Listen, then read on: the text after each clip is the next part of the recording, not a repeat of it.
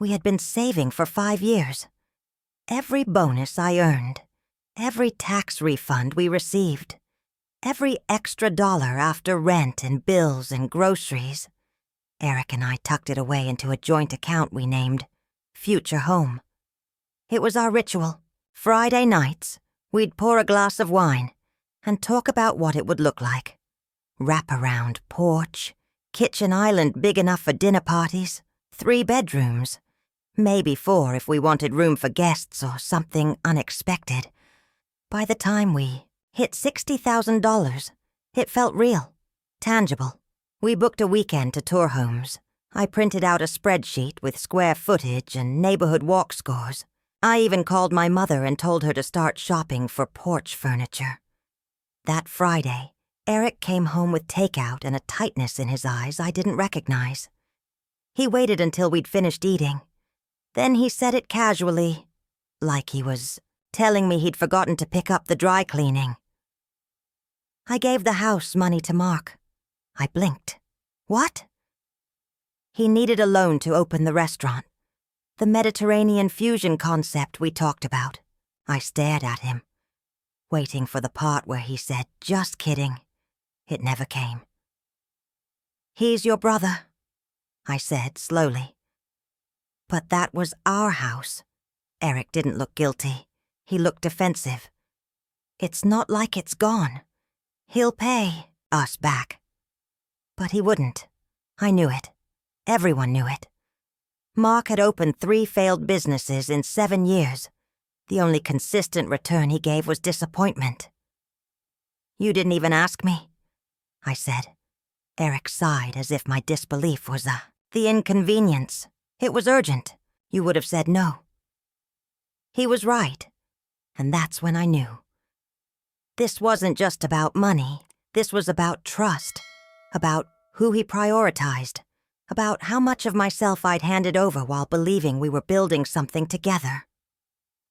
I didn't yell. I didn't throw the takeout box. I didn't cry. Instead, I cleaned the dishes, walked into our bedroom, and opened my laptop. It was time to log into the account he didn't know existed. I opened a browser window and typed in the login, like it was muscle memory, because it was. I'd opened the account when I was 19, the summer I got my first job at a local bookstore. My parents were already defaulting on their 3rd payday loan, and I'd promised myself that no one would ever make financial decisions for me. Again. Not a father, not a boyfriend, not even a husband. Over the years, it had become my safety net. Not for shopping, not for indulgence, just for me. The balance blinked at the top of the screen. 126, 48 untouched, untainted. That night, I didn't say anything to Eric. I crawled into bed beside him like I hadn't just watched our shared future evaporate into one of Mark's latest disasters. I lay awake, staring at the ceiling, while he snored softly beside me. 3 weeks later, Mark's restaurant folded. A soft opening with poor reviews, a no-show vendor, and an economy not built for wishful thinking. The money was gone. Eric didn't apologize. He just said, "He's devastated. We shouldn't make it worse. We." As if I had anything to do with this decision. I nodded, said nothing. But inside I was moving. Quietly. I began searching listings again. This time, not for our dream home, but for something I could afford on my own. Smaller, simpler, but mine. I didn't tell anyone. I worked with a real estate agent in a neighboring suburb. I paid earnest money, got pre-approved, scheduled inspections on my lunch breaks. The process felt like exhaling into a space that had always been mine, but I'd never dared to name. Then came the inheritance, $20,000 from my grandmother. Quiet, meticulous, and the only person in my family who'd ever taught me what boundaries were worth. I received the check in the mail and tucked it into the safe. 2 days later, Eric brought it up over breakfast. Your grandma's will came through. Right? I nodded. Yeah. We could really use that. I've been talking to Mark. He has a new idea. Something with skincare for men. Subscription-based. Low overhead. I looked at him. He smiled like he'd just offered me a chance to be part of something revolutionary. That was the moment I stopped seeing him as a partner. So, he said, sipping his coffee. What do you think? I finished, chewing my toast, wiped my lips.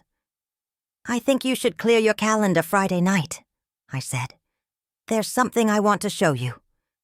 And just like that, the decision was made. He'd gambled our home. Now, I was going to show him what security really looked like when it wasn't shared. Friday came. I spent the day working from home, wrapping up reports, checking my final mortgage transfer, and signing off the last of the paperwork. The keys to my house, yes, mine alone, were already in my purse, tucked beside a folded copy of the deed, with only one name on it, Danielle Peterson. At 6:45 p.m., Eric walked through the door carrying takeout again. Thai food this time. He looked casual, expectant. Maybe he thought I was finally softening, ready to forgive, ready to talk like adults about how families make mistakes and how loyalty meant sticking together. He placed the food on the kitchen island. You said you had something to show me? I do, I said, motioning to the dining table. I'd set up my laptop and opened it to the login page of my private account. The screen glowed softly against the dimming light. I sat down and gestured for him to do the same. He raised an eyebrow, smirking. Is this about the inheritance again? No, I replied, and typed in the password. The account balance loaded, $75,126.48. His smirk faded. What is this? My separate savings, I said. I've had it since I was 19. He stared. Why wouldn't you tell me? I used to think marriage meant full transparency, I said calmly. But then you spent our house deposit on your brother's fourth business attempt without telling me. So I reevaluated. He blinked. You were hiding money? No, I said. I was keeping it. There's a difference. He was about to speak again, but I clicked into the next tab. The listing photos of the house I'd just bought. A modest 2-bedroom with a small backyard and a covered porch. Cozy, clean, paid for with my money. No cosigner, no shared deed. I pulled the printed deed from the folder beside me and placed it in front of him. This is the house I just closed on, I said. In my name. Eric's eyes went wide. Wait. You bought a house? Yes. Quietly, carefully, and without risking our future for Mark's 5th midlife crisis. He was silent. I leaned forward slightly. You've made your priorities clear, Eric, so I'm making mine. I took out one more piece of paper and slid it across the table. It was a list, neatly typed, bullet-pointed, marriage counseling, non-negotiable, financial, therapy, with post-nuptial agreement, shared contributions only with written consent, no more business investments without dual approval. 2 choices, I said, folding my hands. We either start over, with real accountability, or we part ways, peacefully. You can go chase dreams with your brother, but I won't fund them. Not again. He didn't yell. He didn't argue. He just stared at the deed like it was the first time he'd ever realized I could live without him. And for the first time, I believed it too. Eric didn't say anything that night. Not immediately. He sat there for a long time, hunched over the table, eyes on the deed like it was a language he couldn't quite read. Occasionally, he'd glance at the screen with my account balance, still glowing quietly on the laptop. I watched him process it, not with rage or indignation, but with slow, dawning confusion. Like a man realizing the game he thought he was playing had an entirely different rule book, and he'd never even learned the opening move. "You already closed on it?" he finally asked. "Yes," I said. 2 weeks ago." "You didn't even talk to me." I raised an eyebrow. "You mean like how you talked to me before you handed over our entire savings to Mark?" He opened his mouth, closed it again. "I had to act quickly," he mumbled. He was counting on me. "And I was counting on us," I replied. "But you decided one person's dream was more important than both our futures." Eric sat back in his chair, rubbing his temple. "You really think a contract is going to fix all this?" "No," I said softly. "But I think you can, if you want to. And if you don't, then I already have a house, a savings account, and peace of mind. I'll be okay." I saw something flicker in his eyes. Fear, maybe, or clarity. I'm not sure which. That night, he slept on the couch. I didn't ask him to. He just did. And in the morning, he left early. No note, no conversation, just a silent exit and a quiet front door latch. Over the next few days, he stayed at his mother's house. He didn't call. I didn't reach out either. Mark texted me once, a passive-aggressive, guilt-laced message about family not turning on family. I deleted it before I even finished reading. That chapter had closed the moment Eric chose loyalty to recklessness over commitment to partnership. A week later, Eric asked if we could meet. Neutral ground. A coffee shop on Lyndale. I agreed. He looked smaller somehow.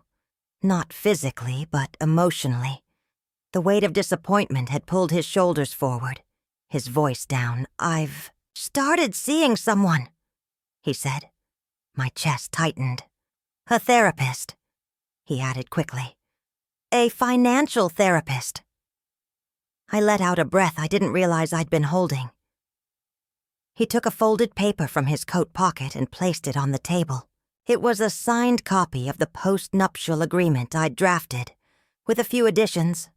Explicit clauses about future inheritance protection, spending thresholds requiring dual consent, and a statement affirming that the new house would remain in my name alone, even if we reconciled.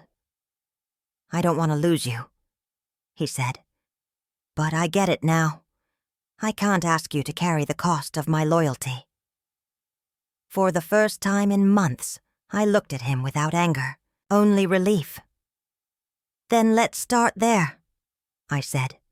"Not with love, with responsibility." The following weeks were quiet, but not the kind of silence that comes from avoidance. This was the kind of quiet earned through slow rebuilding, like stepping carefully across a bridge you're still not sure is structurally sound. Eric moved back into our apartment, but into the guest room. We cooked separately at first, slept separately, spoke only during scheduled sessions, both with the marriage counselor and the financial therapist. It was awkward, uncomfortable, and at times humiliating. But it was also honest. For once, we weren't pretending. In our very first counseling session, the therapist asked us to list the core values we believed we shared.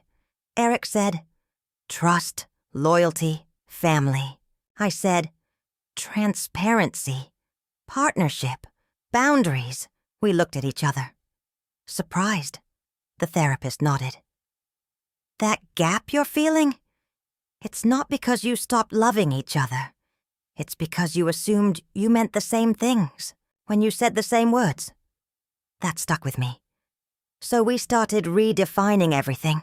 We created shared definitions. Family, no longer meant sacrificing our future for someone else's patterns. Support didn't mean unconditional. Access to resources, trust had to be built again. And this time, it had terms. Every Wednesday, we reviewed our budgets together. Every major purchase was discussed, documented. Every business proposal from Mark redirected to a polite but firm, "We're not in a position to fund that." It became a script.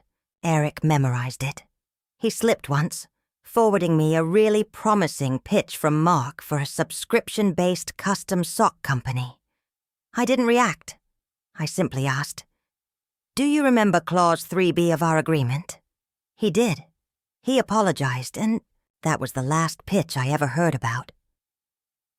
Meanwhile, I spent my weekends furnishing the new house.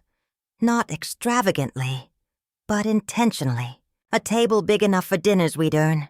Shelves we could fill slowly. A quiet porch where I'd have tea without anxiety. Sometimes Eric came with me to the furniture store. Sometimes he didn't. That was okay. We didn't rush to move in together. The plan wasn't to pretend nothing had happened. The plan was to arrive slowly, if and when we were ready. One afternoon, he showed up with a box of paint samples. "I thought maybe we could pick colors for the kitchen," he said. "If you're still open to it." I was. We chose a soft sage, green, calm, grounded. And as we brushed it onto the walls together, I realized something. Forgiveness doesn't always look like hugs and closure.